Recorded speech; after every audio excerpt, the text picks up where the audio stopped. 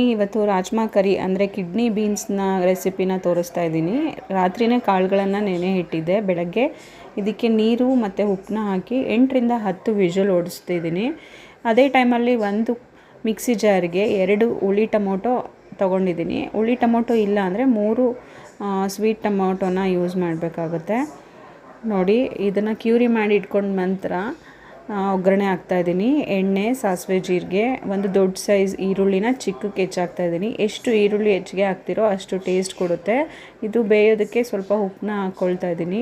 ನಂತರ ಶುಂಠಿ ಬೆಳ್ಳುಳ್ಳಿ ಪೇಸ್ಟ್ ಹಾಕ್ಕೊಂಡು ಅದರ ಹಸಿ ವಾಸನೆ ಹೋದ ನಂತರ ಖಾರದ ಪುಡಿ, ಧನಿಯಾ ಪುಡಿ, ಜೀರಾ ಪುಡಿ ಮತ್ತು ಗರಂ ಮಸಾಲನ ಹಾಕ್ತಾಯಿದ್ದೀನಿ. ನೋಡಿ, ಇದರ ಹಸಿ ವಾಸನೆ ಹೋದ್ಮೇಲೆ ನಾವೇನು ಕ್ಯೂರಿ ಮಾಡಿ ಇಟ್ಕೊಂಡಿದ್ವಲ್ಲ ಟೊಮೊಟೊ, ಅದನ್ನು ಹಾಕ್ಕೊಳ್ತಾ ಇದ್ದೀನಿ. ಇದು ಉತ್ತರ ಕರ್ನಾಟಕ ಶೈಲಿಯ ಡಿಶ್ ಕೂಡ ಆಗಿರುತ್ತೆ. ಮತ್ತು ಇದರಲ್ಲಿ ಪ್ರೋಟೀನ್, ಕಬ್ಬಿಣ ಅಂಶ ಹೇರಳವಾಗಿ ಸಿಗೋದ್ರಿಂದ ಎಲ್ಲರಿಗೂ ತುಂಬ ಒಳ್ಳೆ ರೆಸಿಪಿ ಅಂತಲೇ ಹೇಳ್ಬೋದು. ಇದು ಚೆನ್ನಾಗಿ ಶುರು ಆದ ನಂತರ ಇದಕ್ಕೆ ಕಸೂರಿ ಮೇಥಿ ಮತ್ತು ಬೆಣ್ಣೆನ ಆ್ಯಡ್ ಮಾಡ್ಕೊತಾ ಇದ್ದೀನಿ. ಒಗ್ಗರಣೆನೇ ಬೆಣ್ಣೆಯಲ್ಲೂ ಕೊಟ್ಟರೂ ಕೂಡ ನಡೆಯುತ್ತೆ. ತುಂಬ ಟೇಸ್ಟಿಯಾಗಿರುತ್ತೆ ಮತ್ತು ಹೆಲ್ತಿ ಕೂಡ. ಯಾರಿಗೆಲ್ಲ ಈ ರೆಸಿಪಿ ಇಷ್ಟ ಆಯಿತೋ ಲೈಕ್ ಮಾಡೋದನ್ನ ಮರಿಬೇಡಿ. ನನ್ನ ಫಾಲೋ ಮಾಡಿ. Thank you.